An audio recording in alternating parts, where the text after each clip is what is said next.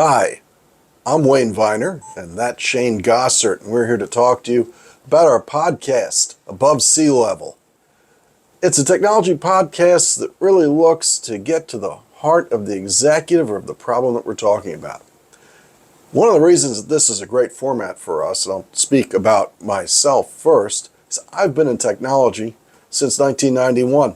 I've learned COBOL, I've learned how to use a PC, I got to use Novell. I've used Windows. I don't go as far back as Banyan Vines, but I come close.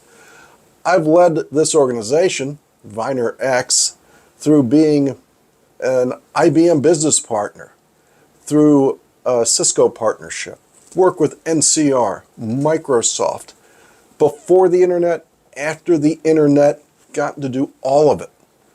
Even got to participate in Y2K. In fact, I was the Y2K guy on Fox TV in Washington, D.C. on the 10 o'clock news and the morning news. I've been on stage with Microsoft, and I love all of this stuff, but what I really love is how it drives business growth, how what we do makes your company work. So not only do I like technology, but I love sports, I love media, and a lot of what you're going to see in Above Sea Level is things that we've done with the University of Maryland across the Big Ten with Terp Talk. So you also, if you like sports, you can check that out. Now, I have Shane Gossert with me, and it turned into the Wayne and Shane show.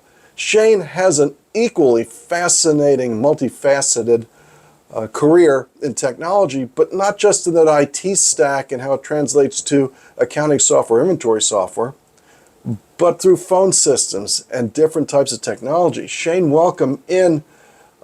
Talk about your career and how you ended up here and what technology that you're expert in. Yeah, it's been a fun journey so far. I got started in the late 2000s. Started with a small ISP out of Seattle, Washington called Speakeasy. They were later bought by Megapath. Had about 5 or 6 years in with them. And then I took a position with a company called Call Tower out of Utah. I was everything from a channel manager to a senior manager of channel and a director of channel, and I did some engineering functions as well.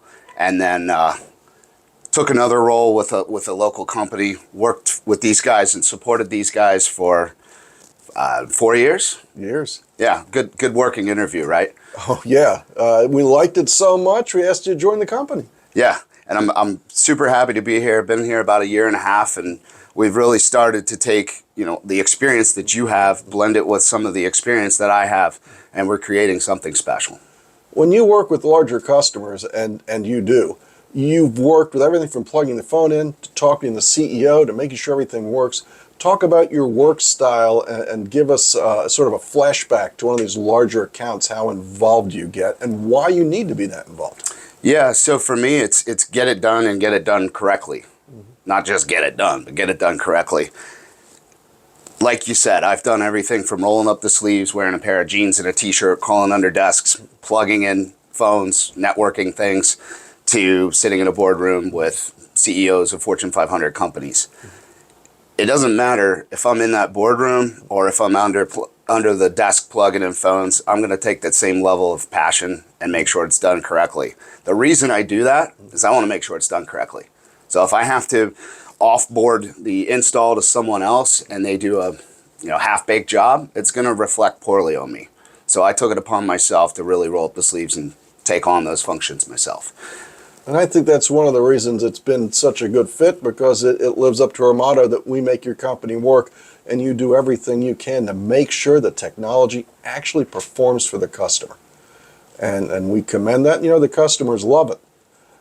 So we've taken this experience and we decided to use this to make a podcast. That's video. I know a lot of podcasts are just audio. We're doing a video podcast where we are going to take these years of experience and sort of flip that Rubik's Cube to get the right fit for you, the viewer, to get inside the mind of some of these CEOs, the people who make the brands of the products you buy, and see where they're going, see why they're doing what they do.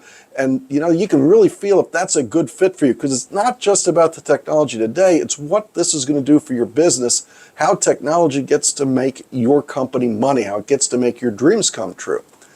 You have, and we've started with Shane's contacts because they're very interesting to me because it's the cutting edge. It's where the internet meets your call center, meets your phone system, meets all these digital things. Talk about the people that we've met and what the reflection has been because they've seen the early cuts of the podcast. Yeah, we've met with a lot of C-level executives from other telecom, ISPs, internet service providers, and other technology sectors. We've met with them, we've sat down, we've asked the hard questions. We've asked, even where they need to improve. We try to make it light and we bring some personal aspects in. So we keep it a little more fun. And walking out of there, everybody's got a smile on their face. Everybody had fun doing it, and we're leaving with an impactful message. Right. Well, I think I've run into people I've seen on stage or seen on a video online, and now I know where they went to college. I know what sports they like. A lot of them have been involved in music, and that's one of the reasons you're good in this format because you've been on stage. How do you think music and all of these other IT executives are into music, how does that tie into technology? Music has a lot of tie-ins to technology. If you're talking from an engineering standpoint, you're talking about the way the whole PA system is set up, what kind of board you're using. It's not, real quick plug and play. You've got to know what you're doing. So you're taking something you've learned, a technology that you've learned, and you're applying it to a passion, which in my case was music, and in their case is music. I love going to shows. They go to shows. There's just a lot of commonality there with the music piece. Right. It's made these people more approachable. It's made it a lot easier when our customer needs something for us to pick up the phone, send an email, and get the response that the customer needs to make sure that their dreams come true. Because in the end, we don't exist without you, our customer. So take a look at these podcasts. Above Sea Level is going to talk to the executives from which you buy your technology.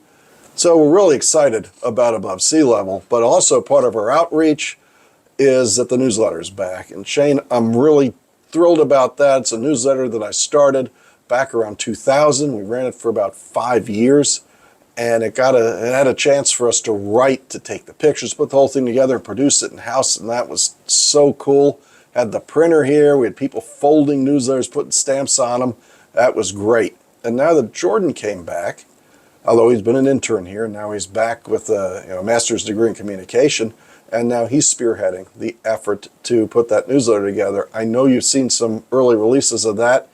How do you think the newsletter affects how our customers interact with us? I think the newsletter is going to have a positive effect in multiple ways.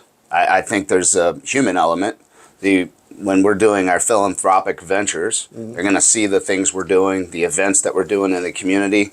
I think from a product standpoint, they're going to learn about new product launches, releases, what's coming down, things that are going to be available to them. So I think it really pulls back the curtain on the relationship and really opens up to the multitude of products that we can support them on. Right.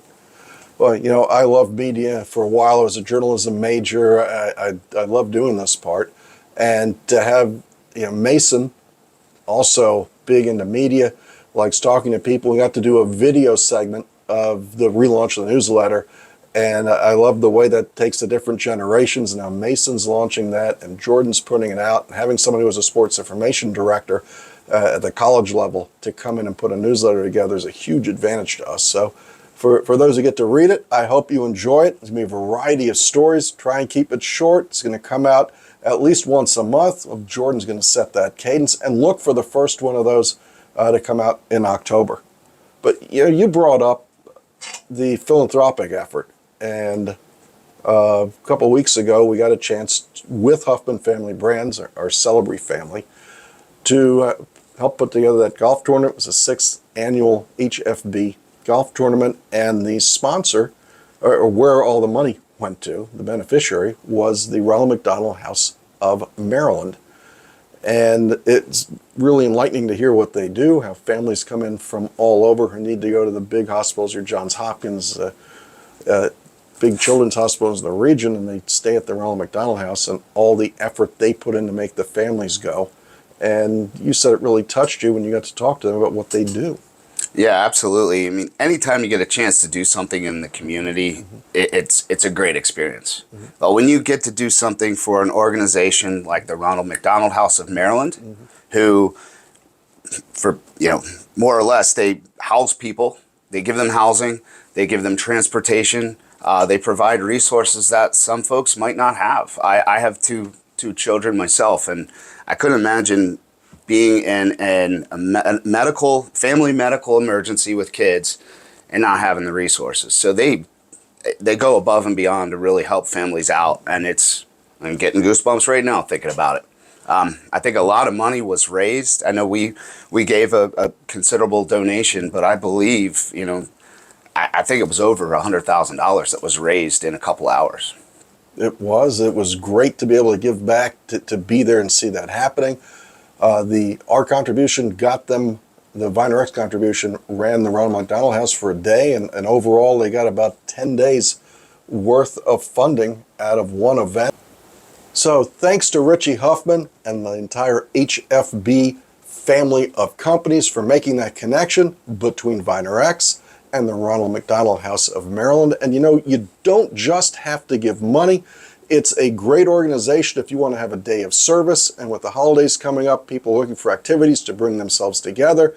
What a wonderful thing it would be to go to a Ronald McDonald House and help them cook dinner for the families or help out in a physical way. It doesn't just have to be money. So if you're looking to feel better and have a great holiday season, think of Ronald McDonald House of Maryland.